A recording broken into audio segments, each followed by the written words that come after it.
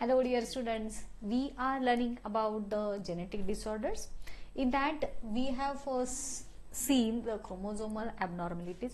Chromosomal abnormalities कशाला म्हणायचं तर क्रोमोझोमचा नंबर त्याच्यामध्ये म्हणजे जनरली 46 टोटल क्रोमोझोम्स आहेत ह्यूमन मध्ये आणि त्या 46 क्रोमोझोम्सची अरेंजमेंट झालेली आहे 23 पेअर्स मध्ये.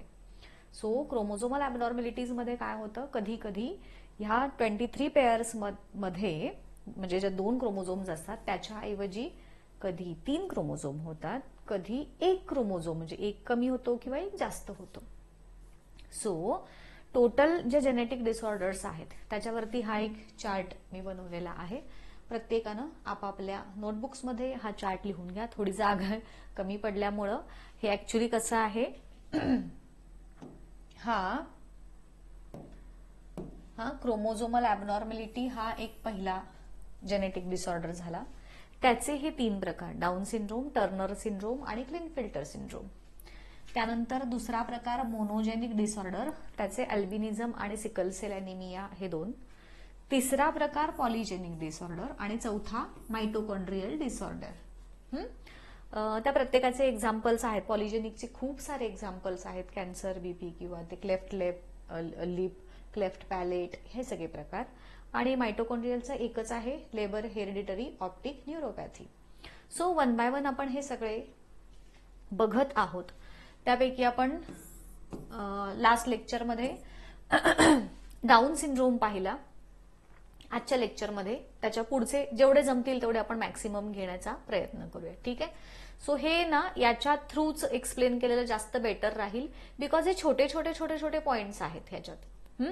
सो जो दुसरा जो जेनेटिक डिसऑर्डर आहे तो आहे टर्नर सिंड्रोम.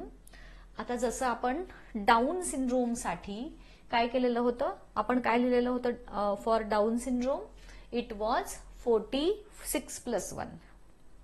टर्नर सिंड्रोम साठी आपण 44+X असं लिहू शकतो. सो जे 1 मार्कचे क्वेश्चन्स असतात लिहून ठेवा हे down syndrome 46+1, Turner syndrome 44+X.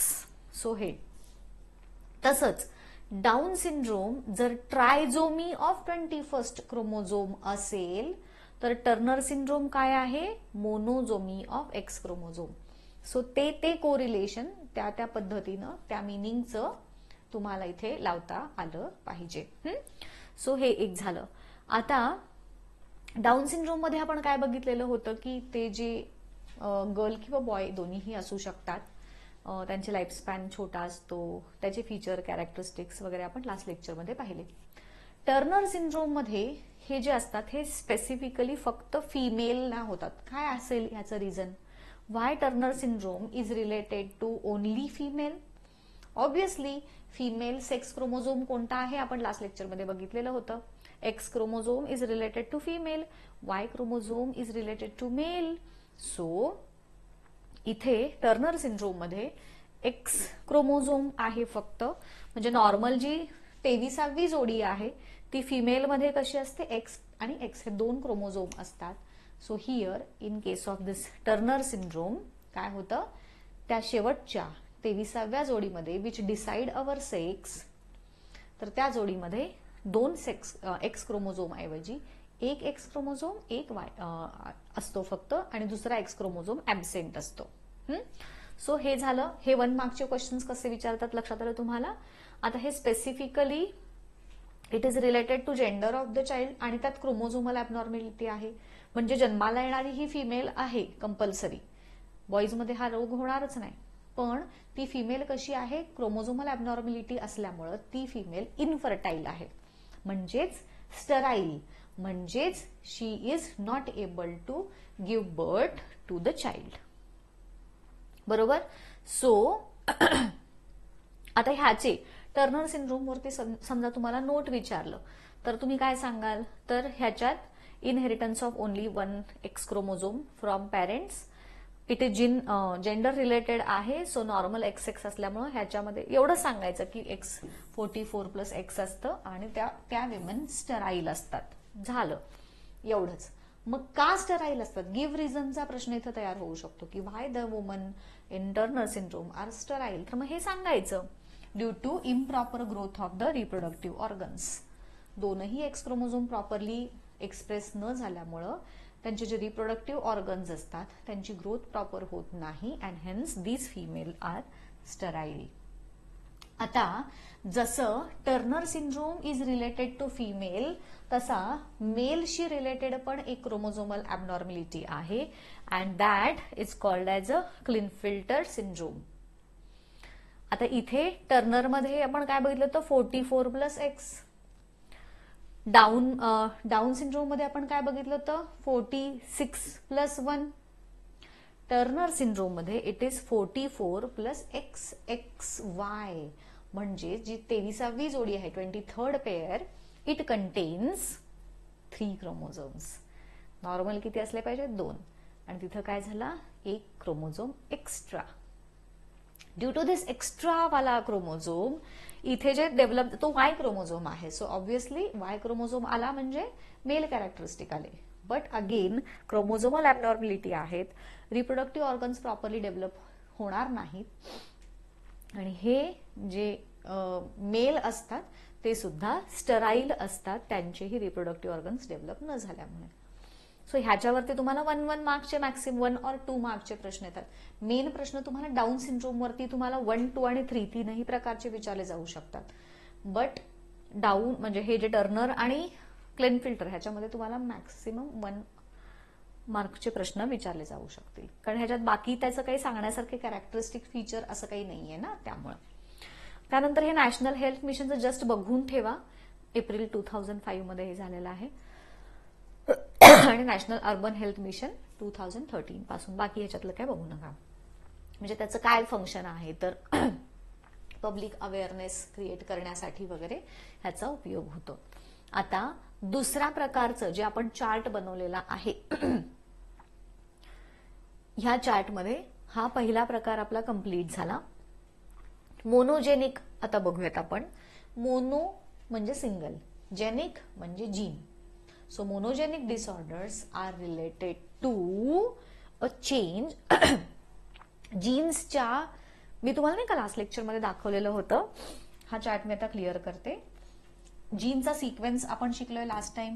A+T असतो आणि G+C असतो.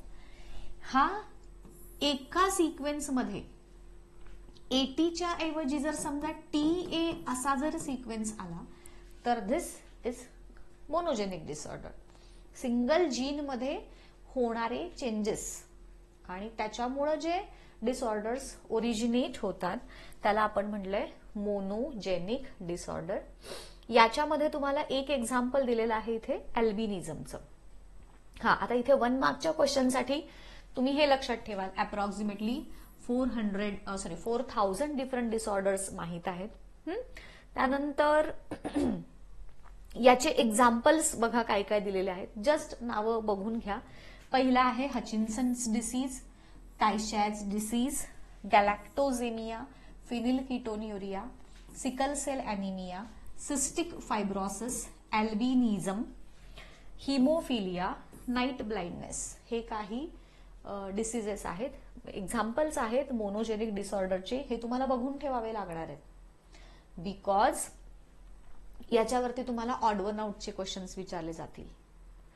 सो कोणता मोनोजेनिकचं एक्झाम्पल आहे, कोणतं पॉलिजेनिकचं एक्झाम्पल आहे हे तुम्हाला इथं माहीत असलं गरजेचं आहे. सो ह्याच्यातले बाकी काय बघून ठेवू नका. ह्याच्यामध्ये सिकल सेल ॲनिमिया तर आपण शिकणार आहोत. सिस्टिक फायब्रोसिस म्हणजे गाठी होतात. अल्बिनिझम आपल्याला हा वाला अल्बिनिझम. हिमोफिलिया रक्त न गोठण्याची प्रोसेस म्हणजे रक्त गोठणार नाही. नाईट ब्लाइंडनेस तुम्हाला माहिती आहे. सो हे काही विशेष डिसीजेस आहेत, हे तुम्हाला लक्षात ठेवायचे आहेत स्पेसिफिकली फॉर 1 मार्क वाले क्वेश्चन. आता त्यामध्ये पहिला जो प्रकार आहे अल्बिनिझमचा, आपण ह्या पद्धतीचे लोक आपल्या आजूबाजूला बरेचदा बघतो. All these are examples of albinism. आपल्याला आपल्या स्किनचा जो स्पेसिफिक रंग आहे हा कशामुळे येतो तर एक पिगमेंट आहे आणि त्याचं नाव आहे मेलॅनिन. 1 मार्काच्या प्रश्नासाठी लक्षात ठेवायचं. हे मेलॅनिन पिगमेंट ज्यांच्यामध्ये भरपूर प्रोड्यूस होतं त्यांचा रंग डार्क असतो. ज्यांच्यामध्ये हे मेलॅनिन कमी प्रोड्यूस होतं त्यांचा रंग फेअर असतो. लक्षात आलं?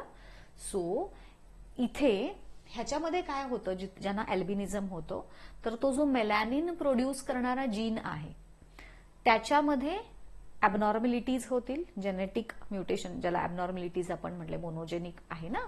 सो त्या जीनमध्ये ॲबनॉर्मॅलिटीज डेव्हलप होतील. मेलॅनिन पिगमेंट आपल्या बॉडीमध्ये प्रोड्यूस होणार नाही due to abnormalities in gene, आणि त्यामुळं ह्या लोकांच्या स्किनचा रंग हा असा असेल. केस अगदी पांढरट, इव्हन डोळ्यांचा जो रेटिनाचा रंग आहे, रेटिना म्हणजे आपल्या डोळ्यांचा जो मागे पडदा म्हणतो तो वाला, आणि स्क्लेरा म्हणजे हा इथे जो पांढरट हा जो भाग असतो. तर हे सगळे स्किन पेल होते, हेअर व्हाईट असतात, आईज हे पिंक असतात. तर हे एवढंच तुम्हाला सांगायचंय. अल्बिनिझम मध्ये महत्वाचा पार्ट तुम्ही काय सांगाल, तर मेलॅनिन नावाचं पिगमेंट बॉडीमध्ये प्रोड्यूस होत नाही ड्यू टू जेनेटिक ॲबनॉर्मॅलिटीज. बस झालं, बाकी काही सांगायची इथे गरज नाही. देन कम्स नेक्स्ट वाला sickle cell anaemia. Sickle cell anaemia मी तुम्हाला पुढच्या लेक्चरमध्ये यासाठी सांगणार आहे, मला बरंचसं एक्सप्लेन करायचं आहे त्याच्यात, आणि खूप सारं एक्सप्लेन करत गेले की व्हिडिओची लेंथ अननेसेसरी वाढत जाईल, तुम्ही पण बोर व्हाल, हो की नाही. सो सिकल सेल ॲनिमिया मी डिटेल तुम्हाला पुढच्या व्हिडिओमध्ये सांगते, तो मात्र व्हिडिओ बघायचा विसरू नका.